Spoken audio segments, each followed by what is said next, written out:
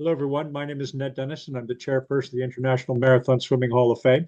We have with us an honoree from the class of 2025, Joe Zemaitis. Joe, in his career, has done many impressive things.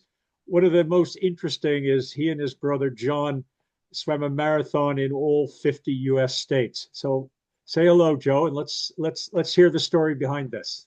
Okay, yeah, let's dive right into the 50 state swim. So it was kind of the almost the genesis of it kind of went further back. It was one of my Alcatraz swimmers who had gotten more into open water and um had this goal of doing a swim event, an open water swim event in all 50 states. And I think she's up probably about halfway by now. And a lot of these are just these one-off, 1 mile swims here. It wasn't marathon swims, but she and her family loved traveling and loved swimming and kind of combined those passions. I thought, what a great idea that was. And was thinking, well, what if what about doing a marathon swim in all 50 states? I wonder if there's even courses you could do. And then I thought, I wonder what the fastest you could speed run that would be. And then during COVID in that 2020 year, when everything was shut down, I'm just sitting at home with a computer thinking, man, if I can't go anywhere and swim anywhere, but if I could, what would that look like? And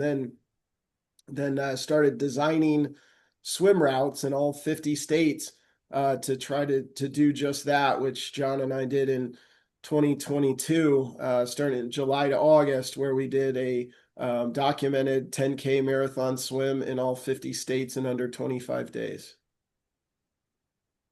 So, when you were sitting by your computer, Google Earth.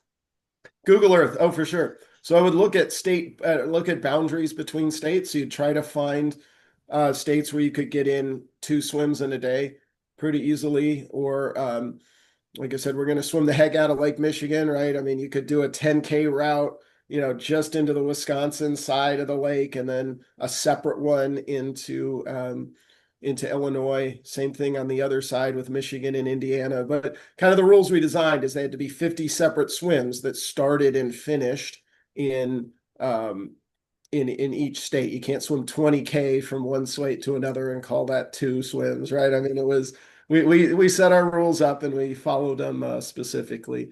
So it was looking at Google Earth, bodies of water you think you could swim. These were all MSF documented routes, so they had to be repeatable. We couldn't, put 2 buoys out there a mile apart and swim 3 laps around the buoys, right? We had to use national or natural or geographic features. We used bridges. We used islands.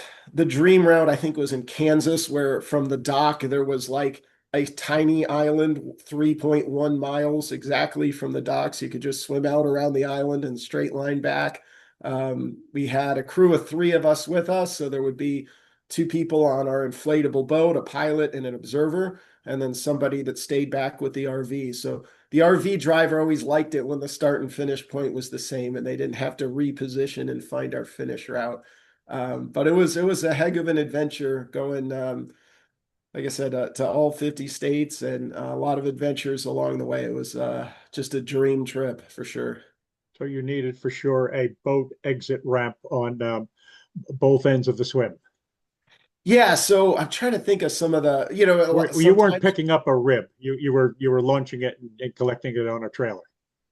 yes, for the most part, we were using our inflatable boat. There were a couple lakes that we like rented a pontoon boat for the marina. We did that in New Mexico, Utah, Arizona, some of the like larger bodies of water. But for the most part, we'd roll into a state park with a lake. We'd set up our inflatable boat. We'd launch from the boat ramp there and do the route we had planned and designed most of the routes you said on Google Earth, mapping it out really carefully. And for me, that was just the most fun part to watch a swim come together from sitting there in front of a computer, drawing a line on the screen, measuring it out, knowing nothing about it except this two-dimensional right view on a computer screen, and then flash forward to being there and being in the water and seeing all that come together.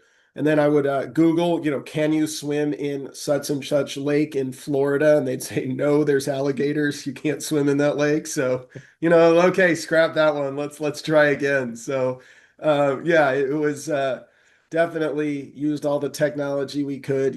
I had an Excel spreadsheet of where the lake was, what the driving distance was between the lakes, and then what the next one was. So ideally, like when we were in we'd with the start of the RV trip, we swam part of the Willamette River and then up in Yale Lake in Washington, and then it was like a 6 hour drive overnight to Coeur d'Alene Lake in Idaho, and then only a couple hour drive to Flathead Lake in Montana, and then 10 hours overnight to Lake DeSmet in Wyoming, right? So it was trying to get two that were close together so you could knock those out on the same day, and then that longer drive trying to be overnight. So you'd be ready to go the next morning. This was 5 of you in an RV. Yes. Yes, it How many was. cans of antiperspirant did you use for the trip? Yes, that's right. We had a shower on the outside of the RV. But yeah, it was definitely adventure all the way through.